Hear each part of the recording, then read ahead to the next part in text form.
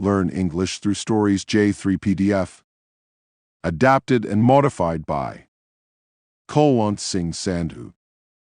Contents: Keepers of the Kalachakra. Part 3. 12, 13, and 14. Keepers of the Kalachakra by Ashwin Sanghai. Part 3. 12. It was a serene setting. The monk was seated in a private garden in Dehradun, talking to an audience of around 100. People waited for weeks to attend one of his lectures because he usually remained isolated in meditation in the forests. An elegant canopy shielded the attendees from the sun.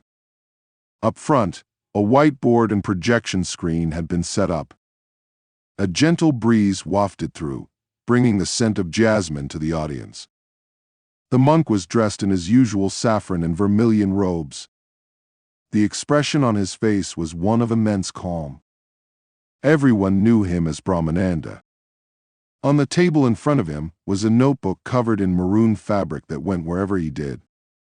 On its cover was a small embroidered lotus. "Our Earth is 4,600 million years old," he told his audience. "Now let us imagine that those 4,600 million years are like the life of a 46-year-old woman. Each year of this woman's life represents 100 million years of Earth's existence." Some members of the audience tittered. No one had ever explained it like that to them before. "By that arithmetic, animals appeared only during the last 6 years of this woman's life," said the monk.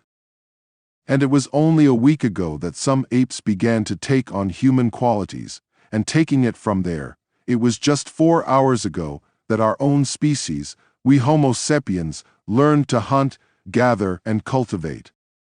He smiled at the range of gobsmacked expressions. "Isn't that amazing? But the one fact that should shock you is..." The audience waited to hear more startling facts from Brahmananda. "That we started maintaining some semblance of historical records only during the last 10 minutes, he said. "In that sense, our written record of history is pathetic, and we only have scattered records for the last 10 minutes of the 46 years that Earth has been around." A well-dressed lady in the front row raised her hand. "Yes," asked Brahmananda, encouragingly. "Isn't it possible that what we know is all that there is to know?" she asked. The monk got up from his chair and walked to the whiteboard. He picked up a marker and drew a diagram. "We must remember that civilizations ebb and flow, much like waves do," said Brahmananda. "Our recorded history is simply the last cycle. It does not mean that advanced civilizations have not existed and died before. They have. Repeatedly. It's simply that records of those civilizations have also died with them." He took a sip of water from the bottle that had been kept near his chair. "So how is one to get an idea of history in the absence of a historical narrative, in the absence of archaeological evidence?" he asked. There were no volunteers to answer. "If I told you about a lost continent called Lemuria or another called Atlantis, continents that were far more spiritually and scientifically advanced than ours, you would say that I was propagating myths," said Brahmananda. "If I told you that the inhabitants of these civilizations had the ability to teleport and could live far longer than any present-day human. If I told you that they had intuitive knowledge that made languages, words, and calculations irrelevant. If I told you that they needed very little food because they absorbed energy from the atmosphere around them, you would dismiss all these statements as emanating from the imagination of a deluded monk. But does your dismissal make them any less real? I agree, I have no evidence, but absence of evidence is not evidence of absence." "But then, how did you come by your knowledge of them?" asked someone in the audience. "Have you heard of the Akashic records?"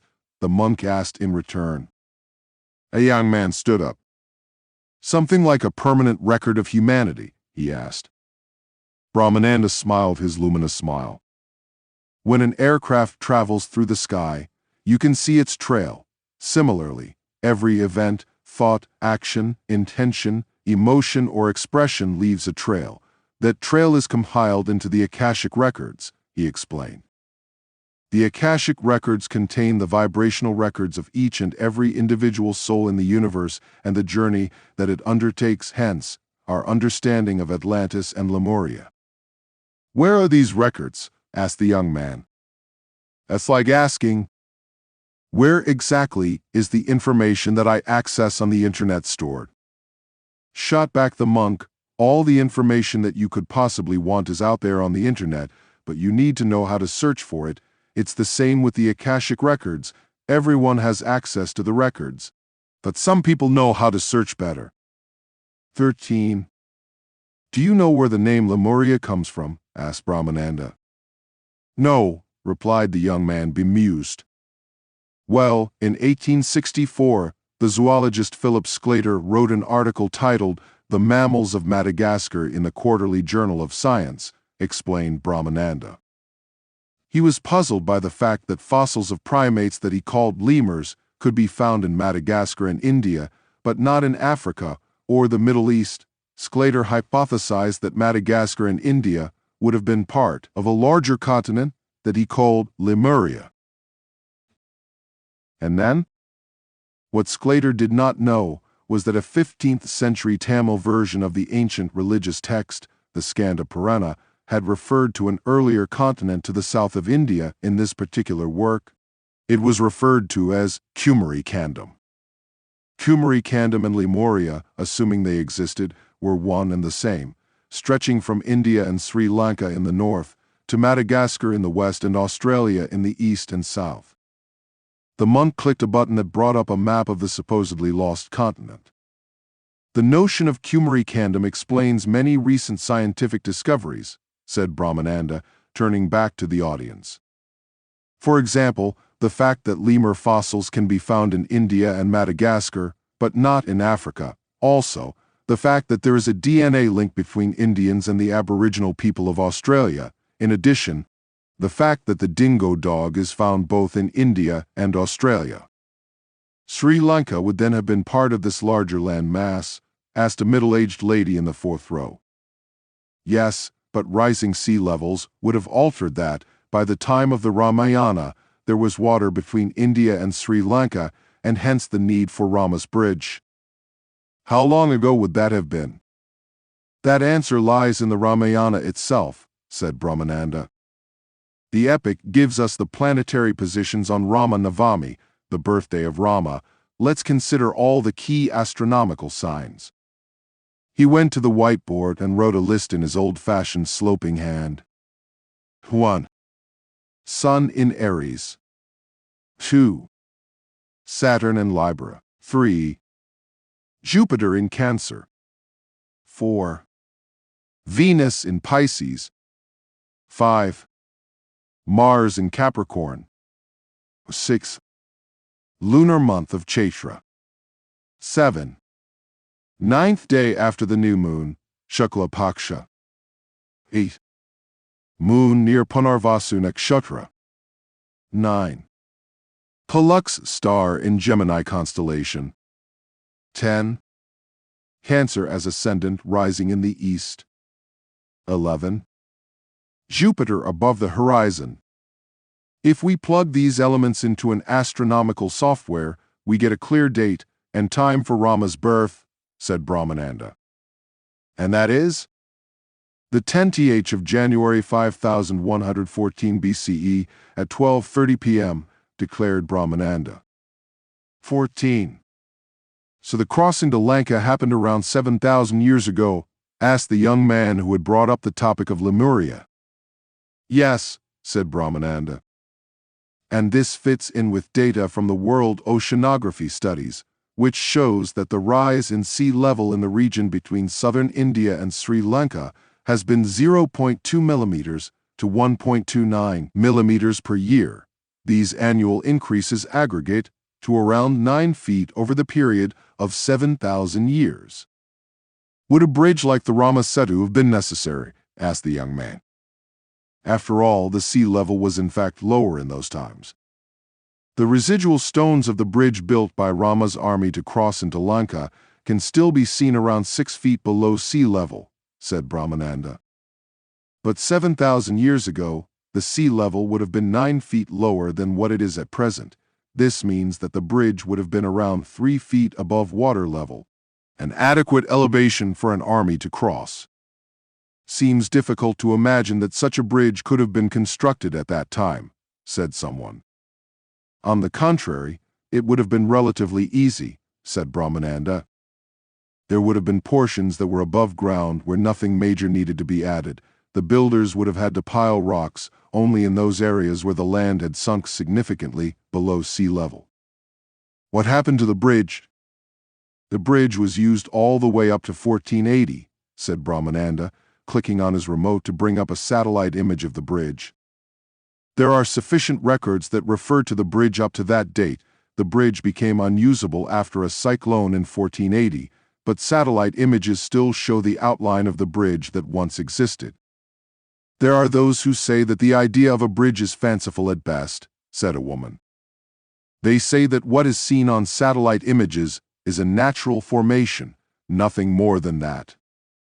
The Ramayana informs us that the length to breadth ratio of the bridge was 10:1, said Brahmananda. The current formation measures 35 kilometers in length and 3.5 kilometers in width, thus the ratio is 10:1. How would Valmiki, the author of the Ramayana, have known this? But do you also believe in the idea that Rama used monkeys or Vanaras to fight in his army? Asked a young lady in bright red. Isn't that a little too fantastic? They weren't monkeys, said Brahmananda, shaking a finger in gentle admonishment. They were simply Vananara, or people of the forest. The British did a great disservice to India by giving the tag of mythology to our history. Why would a mythological work have a family tree that details 45 generations before Rama and 30 generations after him? And while it is true that you could write up a fictional family tree, a fictional tree would not correspond with other ancient Hindu texts. But it does. You are convinced that it is history, not mythology, asked the lady in red again. Do you know the difference between mythology and history? Asked Brahmananda. The lady expressed herself in a shrug. Mythology is a set of lies that people rarely believe, Brahmananda said and paused.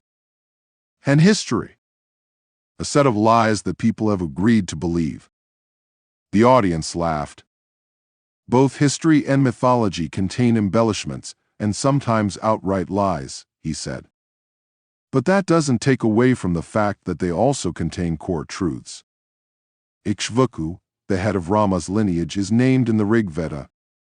The town plan of Ayodhya is described in the Atharva Veda. The sages of the Ramayana, Vishwamitra, Vasishta, and Bharadwaja, are cited in the Rig Veda. The consistency between the Ramayana and other texts of India is remarkable. Would that be sufficient evidence? Asked an elderly gentleman who had been listening patiently. Fairly enough, said Brahmananda. But let's look at geography, shall we? Two Chennai-based botanists carried out an extensive 3-year study. They found that all the 182 plants mentioned during the 14-year trek undertaken by Rama corresponded with the local flora and fauna of the locations mentioned. How would Valmiki, residing in an ashram 2,000 kilometers away from Lanka, have such astonishing details of botany unless he had access to the descriptions given by the actual travelers themselves? Rama's exile of 14 years, mused the old man. Doesn't that sound more like fiction than fact? Sure it does, said Brahmananda. But that's the case with most myths. Remember one thing. There is always a story behind the story. I didn't quite understand. Let's revisit what happened in the Ramayana, said Brahmananda. King Dasharatha of Ayodhya had 3 wives, Kausalya, Kaikeyi, and Sumatra. Rama, Kausalya's son, was the eldest and the natural heir, and was married to Sita. On the eve of his coronation, his stepmother Kaikeyi demanded from Dasharatha that Rama be exiled for 14 years and her son Bharata be crowned instead. As a loyal son, Rama went into the jungles with his wife and Lakshmana. Then Ravana, the ruler of Lanka, abducted Sita. Rama, with the help of allies like Hanuman and Sugriva, battled Ravana, eventually killing him. Rama returned to Ayodhya along with Sita and Lakshmana, and was then crowned king. "That's a story that every Indian child knows," said the elderly gentleman. "The story given out was that Rama had been exiled," said Brahmananda. "But the Akashic records tell us that Kaikeyi loved Rama as dearly as she did her own son. What if the exile was a ruse, a cover, a story to hide the true purpose of Rama's journey?"